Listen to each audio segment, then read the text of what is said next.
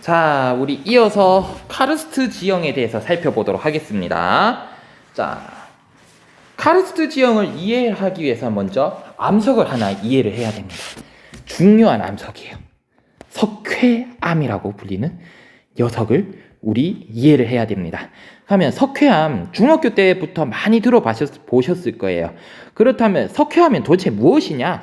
탄산칼슘으로 이루어진 퇴적암입니다. 그래서 탄산칼슘이 쌓여서 만들어진 암석인데요. 여기까지만 합시다. 우리 지리기 때문에 뭐 더 이상 뭐 깊게 알 필요 없어. 석회암이란 게 그냥 있다. 요건 퇴적암이다. 여기까지만 합시다. 자, 근데 얘 특징은 중요해. 특징은 좀 알아놔야 돼요. 얘는요, 녹아요. 지하수에 뭐 어쨌든 녹아요. 용식작용이 잘 일어납니다. 이산화탄소를 포함한 약산성의 빗물이 지하수에 잘 녹기 때문에 뭐 딴 거 필요 없고 앞에만 어려면 얘는 물과 만나면 녹더라. 이거를 우리 용식작용이라고 부릅니다. 녹을 용자를 써요. 그래서 용식작용 등의 화학적 풍화가 활발하게 일어난다. 화학적 풍화. 즉 말했잖아. 화학적 풍화는 어떻게 돼? 암석이 물리적 힘을 받아서 부서지는 게 아니라 성분이 변해서 부서지는 거라 했잖아. 물과 만나서 탄산칼슘이 물과 만나서 성분이 변해서 녹아내린다는 거야. 우리 이것을 그래서 화학적 풍화라고 표현을 하는 겁니다. 석회암은 물과 만나면 녹는 용식작용이 발생을 하는데 이거는 화학적 풍화에 해당이 되구나라는 사실을 여러분들 기억해 두시면 좋겠습니다. 그래서 나타나는 지형이 무엇이다? 바로 카르스트 지형입니다. 그래서 카르스트 지형은 석회암이 용식되어서 만들어지는 지형을 카르스트 지형이라고 부릅니다. 자, 카르스트 지형은 그래서 어떤 데서 잘 나타나냐면 수변 기후 지역의 석회암 지대에서 잘 나타납니다. 왜? 카르스트 지역 석회암이 녹기 위해서 물이 필요한데 그렇다면 물이 풍부한 지역이어야겠죠. 물이 풍부한 지역은 뭐가 많은 지역일까? 강수량이 많은 지역입니다. 그래서 강수량이 많은 지역에서 많은 지역의 석회암 지대에서 이 카르스트 지형이 잘 발달된다라는 거. 그리고 이러한 독특한 지형의 형태 때문에 세계적인 관광지로 발달이 된다는 거. 우리 뒤에 보겠지만 베트남의 하롱베이 그리고 선생님이 아직 좀 우리나라에 좀 숨겨진 데지만 님빈이라고 있어요. 선생님 여기도 추천합니다. 개인적으로는. 그리고 중국의 구이린 이런 데가 굉장히 카르스트 지형으로 굉장히 유명한 지역입니다. 그리고 건조기후 지역에서도 관찰이 되어지는데 선생님 카르스트 지형은 비가 많이 와야 생기는 거잖아요. 근데 건조지역은 비가 안 오는데요? 그렇죠. 비가 안 오는 거 맞아요. 근데 카르스트 지형이 생겼다는 것은 이 지역이 과거에는 비가 왔다라는 거죠. 이 지역이 과거에 비가 많이 오는 수변 기후 지역임을 알려주는 화석 지형이다. 그러니까 과거의 모습을 알려주는 지형을 우리가 화석 지형이라고 불러요. 그래서 이 건조 기후 지역인데 카르스트 지형이 나타난 것은 이 지역이 과거에 뭐였다? 비가 오는 지역이었다라는 것을 이것을 통해서 알 수가 있다라는 겁니다. 그래서 우리 이제 카르스트 지형의 대표적인 사례를 한번 보도록 하겠습니다. 가장 많이 나오는 게 돌리네입니다. 돌리네인데요. 돌리네는 지표에서 빗물에 의해 석회암이 용식되어서 생긴 움푹 파인 와지 모양의 지형입니다. 이게 우리나라 여기 사진에 보시면 이게 선생님 직접 찍은 거거든요. 우리나라 단양에 있어요. 단양에 있는 돌리네를 직접 찍은 건데요. 요 주변이 전부 다 석회암이야. 기반암이. 석회암인데 비가 오면 어떻게 됐다? 녹아내려가지고 얘가 어떻게 됐다? 움푹 파인 형태로 지금 되어 있죠. 우리 이것을 뭐라고 부른다? 얘를 돌리네라고 부르는 겁니다. 얘는 석회암이 어떻게 됐다? 빗물에 의해서 녹아내려서 형성된 지형이다 라는 거 알아두셨으면 좋겠습니다. 근데 문제는 뭐냐? 이 돌리네는 하나만 생기는 게 아니라 여러 개가 생겨요. 이 돌리네 하나, 둘, 셋, 넷, 5개가 있었다 치자. 그러면 이 돌리네들이 점점 어떻게 될까요? 세월을 받으면서 용식을 받으면서 점점점 이 돌리네가 커지겠죠? 이 돌리네가 점점 녹는 게 커지겠죠? 나중엔 어떻게 된다? 이 돌리네가 그렇겠지. 이 돌리네가 나중에는 하나로 합쳐지겠죠. 하나로. 이 돌리네가 하나로 합쳐져서 이런 모양이 되겠죠. 우리 이것을 무엇이라고 부르냐면 우발, 선생님은 우발라라고 배웠는데 이제 요즘에 좀 바뀌었더라고요. 우발레라고 합니다. 그래서 여러분들은 우발레라고 알아두시면 좋겠습니다. 우발레라고 부릅니다. 그러면 이 우발레라는 것은 무엇이냐?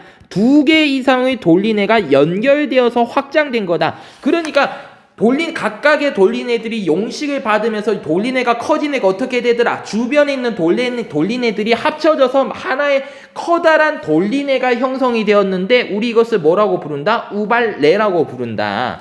자, 하면 어떻게 되냐? 이게 지금 독일에 있는 우발레를 사진으로 찍어 놓은 거예요. 그러면 얘는 과거에는 어떻게 했다? 과거에는 무수히 많은 돌리네들이 이래 있었는데 이것들이 녹아내리면서 하나의 커다란 돌리네, 우발레가 되었다. 라는 거 여러분들 알아두셨으면 좋겠습니다.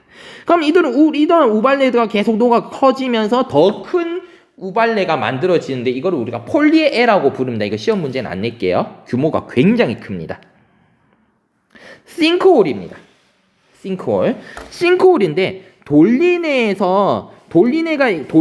빗물이 빠지는 배수구를 의미해요. 그럼 무엇을 의미하냐? 돌리네가 이렇게 형성이 되면요, 특이한 점이 있어. 돌리네가 물 때문에 녹아내리면 선생님 물이 괴어야 되는 거 아니에요?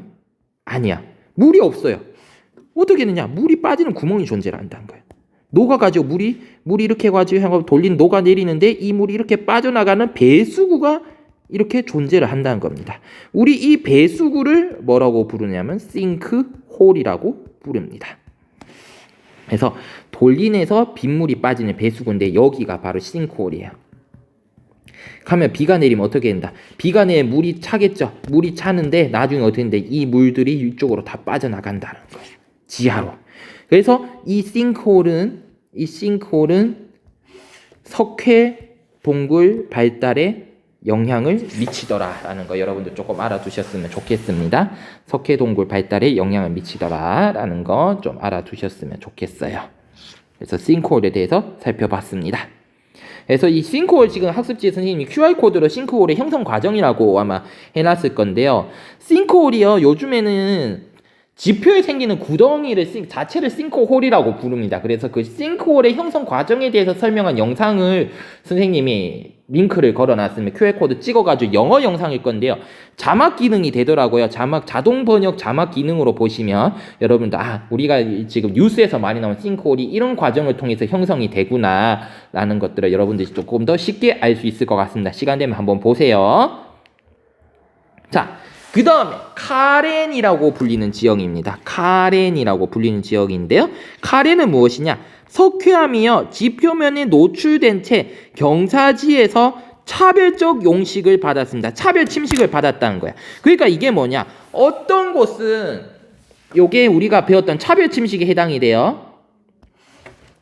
차별적 용식이 즉 차별 침식을 받았다는 건데, 그럼 이게 어떤 뜻이냐? 어떤 곳은 용식에 강한 곳이 있었고, 어떤 곳은 용식에 약한 곳이 있었어. 그렇다면 용식 속도를 비교하면 얘는 용식 속도가 느리겠죠.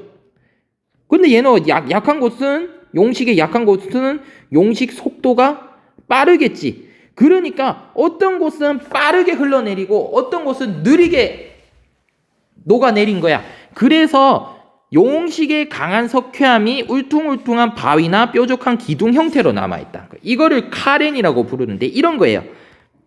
석회암 기반암으로 된 지형이 있었어.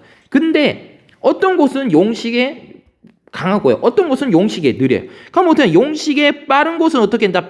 용식에 약한 곳은 빠른 속도로 녹아내리고 용식에 느린 곳은 천천히 녹아내려. 그러니까 어떻게 나중에 얘들이 이것들이 나중에 제거가 되고 난 다음에 보니까 어떤 형태로 되어 있더라? 이렇게 빨간색 형태로 울퉁불퉁한 형태로 되어 있다는 거죠. 우리 이것을 무엇이라고 부르냐면 이것을 카렌이라고 부릅니다. 즉 용식 속도의 차이 때문에 발생한 울퉁불퉁한 지형을 우리 카렌이라고 부른다라는 거 기억을 해주세요. 자, 카렌 다음에 이게 잘 나오는 지역이 카르스트 지형입니다. 석회암 마찬가지로 차별침식 때문입니다. 용식의 속도가 달라요. 석회암이 평지 위에 가파르게 치솟은 석회암 돌산입니다. 그러니까 지금 녹아내린 곳, 여기가 가장 대표적인 곳이 베트남 하롱베이거든요. 지금 사진에 옛날에 갔었던 기억이 나네요. 이게 옛날에 갔을 때 선생님 한 10년 전에도 이런 모습이었는데, 베트남 하롱베이입니다.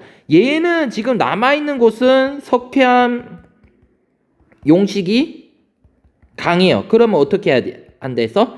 용식 속도가, 그렇죠, 느리죠. 그러니까 지금 돌산의 형태로 남아있고, 지금 이 바닷물이 들어오는 이 부분은 어떻게 돼요? 전체적으로 용식에 약해요. 그래서 지금 어떤 형태로? 바다의 형태로 있고, 용식의 강한 부분은 산의 형태로 이렇게 남아있는 겁니다. 그래서 석회암이 이렇게 기둥처럼, 석회암산이 기둥처럼 이렇게 솟아져 나 있는 형태로 지금 나와 있는데, 우리 이것을 뭐라 부르냐? 탑의 모양처럼 생겼다 해가지고 탑 카르스트라고 부릅니다. 요러한 곳이 있다라는 거 알아두시면 좋겠습니다. 자, 우리 이제 지하로 한번 들어가 보겠습니다. 지하는 동굴이 생겨요. 우리 그 동굴을 석회 동굴이라고 부릅니다. 석회암이 용식되어서 동굴이 만들어지는데, 우리 이 동굴을 무엇이라고 부른다고요? 석회 동굴이라고 부릅니다. 그래서 석회암이 지하수에 의해서 용식되어서 만들어진 동굴을 석회 동굴이라고 부릅니다. 그래서 얘는 석회암의 용식에 의한 1차 지형입니다. 즉 이게 무슨 소리냐? 1차 지형이라는 것은 가장 첫 번째로 형성이 되는 지형이라는 뜻이에요. 그러니까 석회암이 지하에서 용식이 되었을 때 가장 첫 번째로 만들어지는 지형이 뭐다? 석회 동굴이라는 얘기입니다. 그래서 형성 과정을 보시면, 첫 번째, 지하수가 석회암층에 발달한 전리, 그러니까 석회암의 균열을 따라서 물이 들어온다는 얘기예요. 물이 침투하면서 어떻게 된다? 암석을 서서히, 주변 암석을 서서히 용식을 시킵니다. 그래서 큰 구멍을 만들어서 통로를 만들어내더라는 겁니다.